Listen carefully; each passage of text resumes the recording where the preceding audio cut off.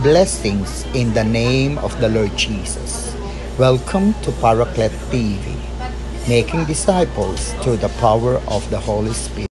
Na ikaw ay bagamat tired ka, bagamat ikaw ay pagod na pagod, pinilit mo pa rin lumakad hanggang makita mo ang bahay na ito, the house that Grace built, at nung ikaw na ay makapasok sa bahay na to, na ginamit mo yung susi, na ang pangalan ng susi ay faith, nakita mo na mabuksan ito, pumasok ka, nakita mo ang labi o yung pinakasala ng bahay na ito na napakaganda, napakalaki, napakadaming dekorasyon. Ngunit napansin mo na marami din mga tao naroon din ay tumitingin sa lobby na yon.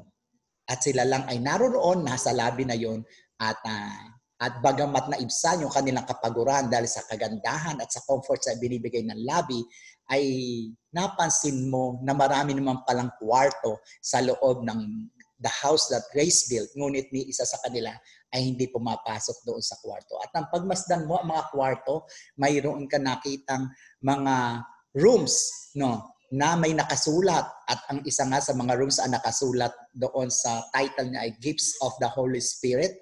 Doon naman sa isa ay nakita mo yung title ng room ay Prosperity, at yung isa naman na room ay ang title ay Answered Prayer, at yung isang room nakita mo yung Fruits of the Holy Spirit. Maraming mga rooms, bakit walang pumapasok sa mga kwartong ito? At pinilit mo rin pumasok, ginamit mo ng manual, pero hindi mo mabuksan ang mga bagay na ito hanggang sa maisip mo na ang susi doon sa main door na ginamit mo na mayroong 5 letra na anong basahin mo ay faith, yun din ang susi sa lahat ng mga kwarto upang iyong maranasan.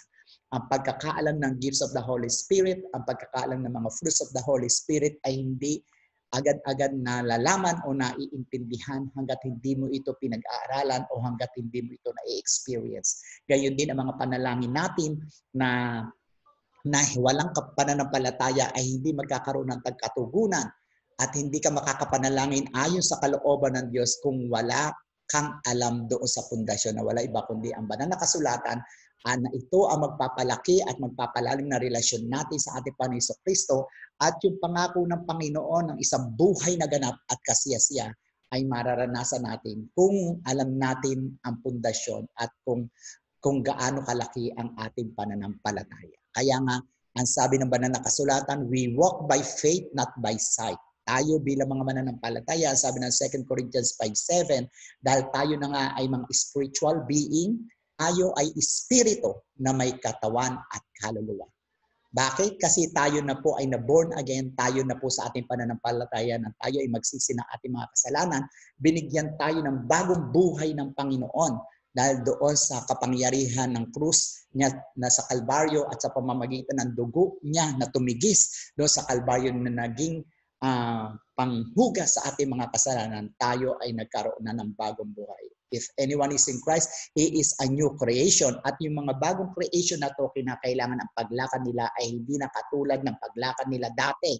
Yung walking by the world, worldly walk. Ngayon, dahil nga tayo ay mga bago na mga nilalang, at kinakailangan lumago tayo sa ating pananampalataya hanggang sa maturity, makita natin ating mga buhay na walang blameless, katulad na kamukhang-kamukha tayo ng Panginoon Kristo, kinakailangan mamuhay tayo bilang mga naniniwala sa Panginoon Kristo, tunay ng mga disipulo, hindi sa pamamagitan ng ating mga pisikal na mga mata, kundi sa pamamagitan ng pananampalataya.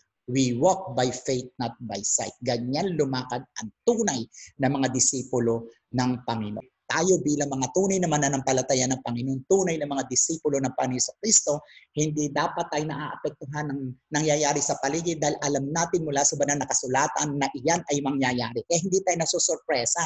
Kaya nga ako, kapag nakakakita ako ng post sa Facebook na nagugulat sa mga nangyayari ngayon sa paligid, pero naniniwala sila na tayo ay nasa mga huling araw na, tila may irony doon sa kanilang sinasabi kasi mula sa banal na kasulatan, ang sabi ng banal na kasulatan sa Matthew chapter 25 at sa Revelation na ang buhay natin dahil tayo mga nasa huling araw na ay pahirap ng pahirap ng pahirap ng pahirap. At ilan lamang ito sa mga ebidensya na tayo ay mga nasa huling araw na dahil alam natin na lahat ng ito ay kontrolado ng Panginoon at ang kamay ng Panginoon ay sumasa atin. Yan po ang ibig sabihin ng pananampalataya. Ang sabi po dito, so we fix our eyes not on what is seen.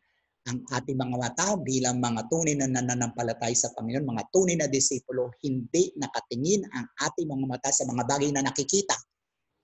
Kundi, sabi dito, but on what is unseen. Kundi ang mga mata natin dapat ay nakafocus doon sa mga bagay na hindi natin nakikita. Ano yung mga bagay na hindi natin nakikita? Yung mga bagay na ating inaasahan at yung mga bagay na ipinangako ng Panginoon na magaganap, yung mga promises niya na sinabi niya sa banal na kasulatan. Since what is seen is temporary, dahil lahat na nakikita natin, ang magandang bahay, ang mga sasakyan, yung sakit na ito, yung mga bali-balita, lahat na ito ay lilipas, ang sabi ng banal na kasulatan. Ngunit ang mga bagay na di nakikita, yung mga bagay na sinasabi ng banal na kasulatan, yung pinangako ng Panginoon Kristo at yung mga pagpapala na inihahanda ng ating Diyos na nasa langit na ating matatanggap, lalo na kapag dumating na ang Panginoon Kristo at tayo ay tumira na doon sa New Jerusalem, lahat ng mga bagay na ito ay mga eternal. Ito ay mula sa 2 Corinthians 4:18.